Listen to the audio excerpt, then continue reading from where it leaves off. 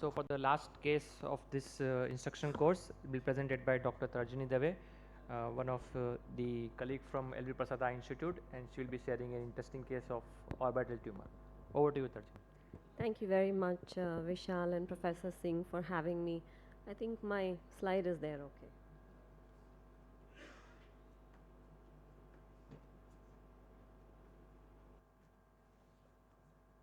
Right, so I'll get started without much ado. I have informed consent for full face photos, and this is the patient that I'm going to discuss today.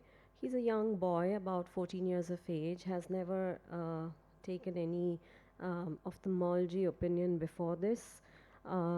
Complains of a 2-year history of protrusion of the right eye. He had no visual symptoms, and the ocular examination essentially was normal, excepting the globe dystopia that you're able to see, a very anteriorly placed medial canthal tendon that you can also see over here. He did not have much proptosis like you can see on the worm's view, but certainly had lateral dysplasia of the eyeball.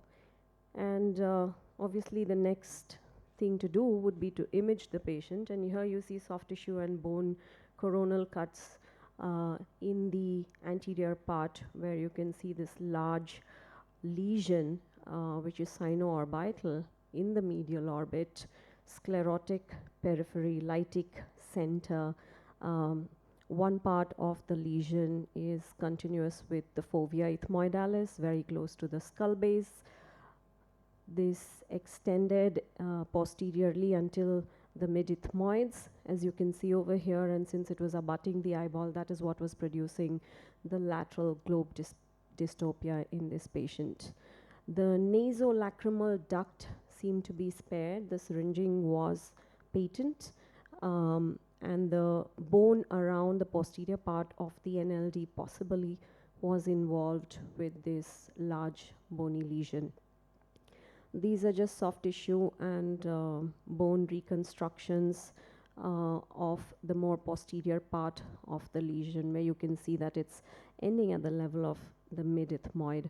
A large part of it is obviously in the ethmoids, and a 3D reconstruction showing you the lesion very close to the roof, obviously close to the skull base on the nasal side, involving the entire medial wall in the orbital side. And the next obvious question is that he's symptomatic. It has been growing for the past 2 years.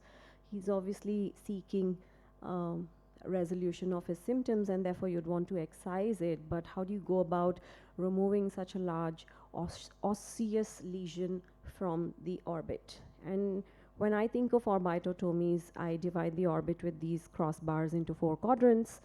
And obviously your lesion is in the medial quadrant, so something that gives you access to the entire medial wall is what you would kind of want to look at. 2 approaches here can be combined, which is going through the orbit as well as endonasal, to kind of approach this tumor in totality. I opted for a transcaruncular approach, which goes through the caruncle, is minimally invasive because the scar is not visible, and allows you access to the entire medial wall. And these are few intraoperative shots.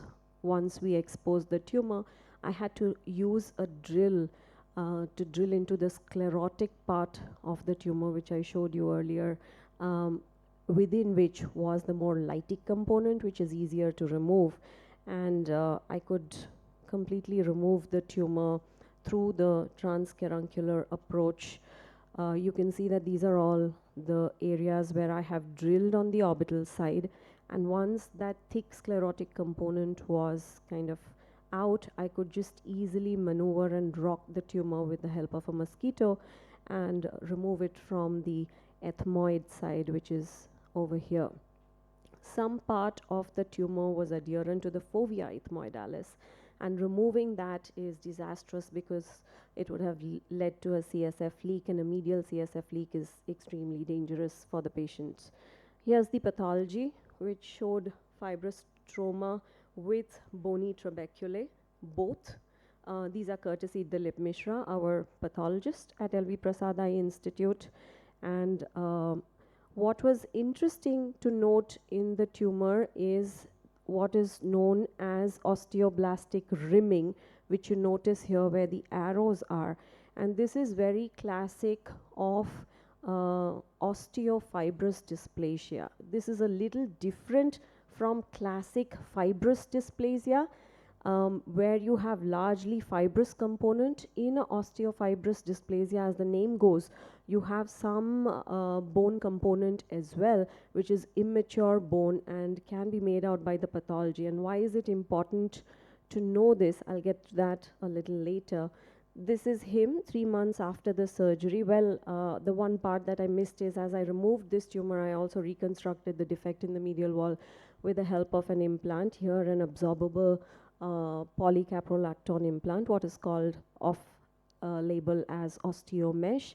He did have tearing. His lacrimal system was patent, but this tearing is more because of the anterior positioning of the medial canthal tendon and the so-called centurion-like appearance. This is him pre and post surgery. And I've used, like I mentioned, an absorbable implant, which is generally radiolucent on post-operative imaging, and that's the location where the implant was placed. And I was able to remove most of the tumor, like I showed you in the clinical picture as well. And this coronal part shows you the region near the fovea ethmoidalis post-operatively, this area, where obviously there is some residual tumor at this point of time, but drilling that would have disastrous consequences, and therefore I decided against chasing it. Here is the pre and the post 3D reconstruction showing you that the tumor is largely removed. The only word in this slide is, when I went back and did a literature search, osteofibrous dysplasias of orbit have not been reported. They are largely in the tibia. And there is a small chance of transformation to a low-grade malignant bone tumor known as adamantinoma in these lesions. So now the question is, the Ki-67 index here was very low. Is this a child who requires further radiotherapy? He's just 14 years of age. I didn't think that that is something that he should go through at this point of time, given that the growth and the recurrence is very low, and we've just kept him under observation. But this was probably one of the most surgically exciting cases in the orbit that I have operated. Thank you so much.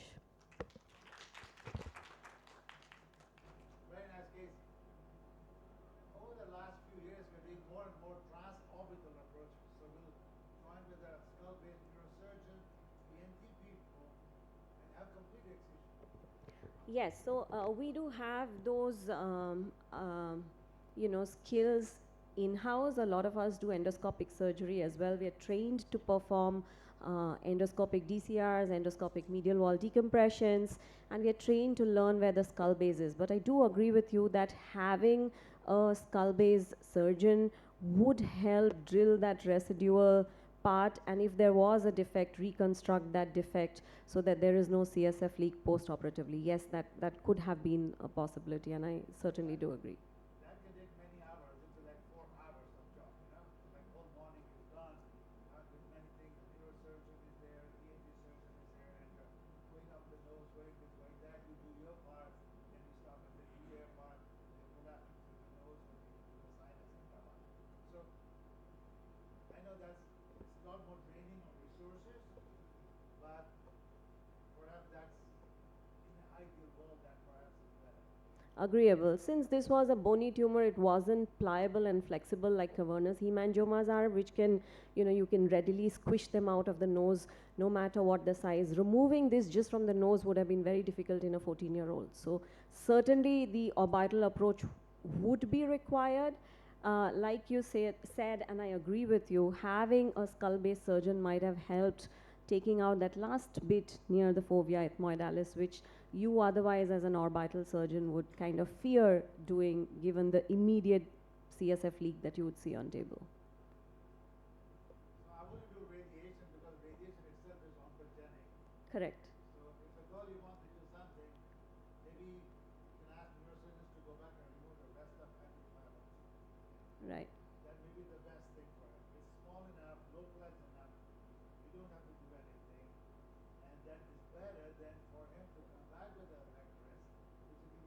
surgical resection down the line. Right. And at what frequency, if you decide to observe, would you image him? Don't know. You can choose any number and it will be right.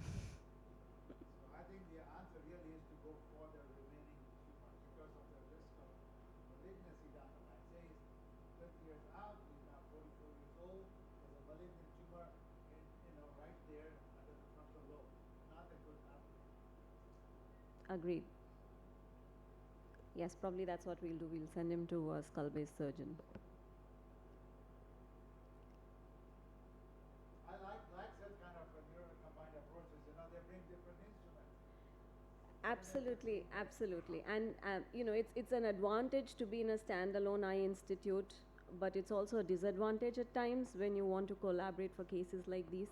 I completely agree. For us at LV Prasad Eye Institute, I think this is one of the things where we depend heavily on a radiation oncologist, a surgical oncologist, a skull-based, an ENT, a maxillofacial. Only then can you have complete outcome in cases like these.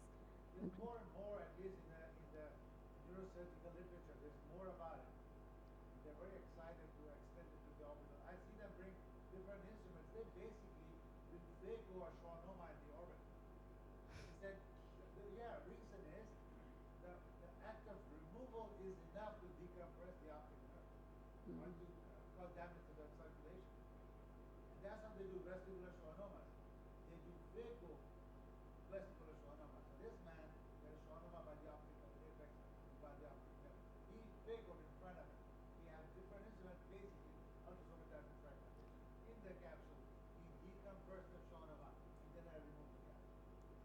It was Yes. just like what they would do for vestibular schwannoma. It was amazing. Yes. Right. Thank you very much.